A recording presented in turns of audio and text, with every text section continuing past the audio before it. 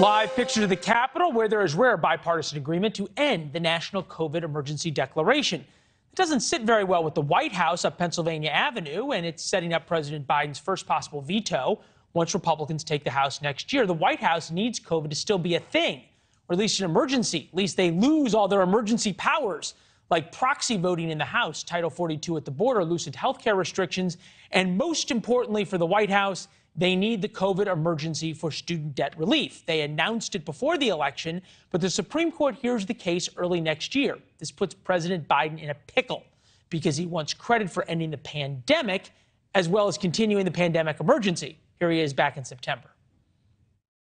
Is the pandemic over? The pandemic is over. We still have a problem with COVID. We're still doing a lot of work on it. But the pandemic is over. Chris Hahn is here, host of the Aggressive Progressive podcast. Chris, good to see you. Can Democrats have it both ways? Well, look, executives never want to give up power, and it is the duty of the legislature to check the executive, ambition, counteracting ambition, if you will. And no, you can't have it both ways. If he wants the power, you got to continue the pandemic.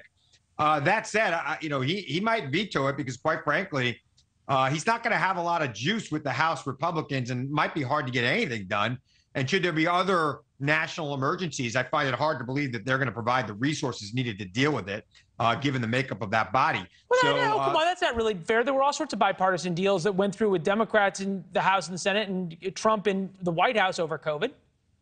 Yeah, there were. I think everybody agreed there was a problem then. I find it hard to believe that this group's going to be as giving on these issues, frankly. And remember, they were Democrats. Where is your bah humbug? Where's your Christmas spirit, my friend? Okay, hold on. I want to get you on this because I feel like over the weekend you might have been watching and just thinking about this issue of Kyrsten Sinema becoming an independent. Take a listen. I'm going to do my best for Arizona. I'm going to continue to deliver results for everyday people. Nothing's going to change for me. And I don't think anything's going to change for Arizona. I'm sure you love the music in that. I've been thinking about this a lot this weekend. Got a few things to get off your chest? Yeah, well, all right, you got 90 seconds. Forget about my partisanship here. Politically, this was actually a very smart move on her part. She has boxed out the Arizona Democrats who were about to primary her out of existence. Now a guy like Ruben Gallego's got to go home for the holidays and say, do I want to do a suicide run and run as a Democrat in Arizona if she's running as a third party? She has basically given the Arizona Democratic Party no choice but to support her. Or you might wind up with like Senator Carrie Lake, for God's sake, in Arizona. I think it was actually a pretty smart political move. Now, it puts your old boss Chuck Schumer.